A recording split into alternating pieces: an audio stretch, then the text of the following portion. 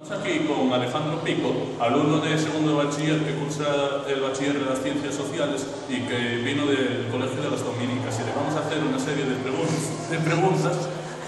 Bueno, empecemos. ¿Qué te parece el instituto y que me acuerdas de él? Pues está bastante bien, pero me gustaría unas mejores instalaciones deportivas o más jardines, o sea, más que quitaran las calles porque hubiera más libertad, o que dejaran salir a la gente de bachiller, no recreo, lo que sea. Y, bueno, ¿qué diferencias observas entre el Colegio de las Dominicas y el IES Galileo Galilei? Pues en el Colegio de Santo Domingo había un mayor trato personalizado de los profesores hacia los alumnos y más actividades extraescolares, más salidas.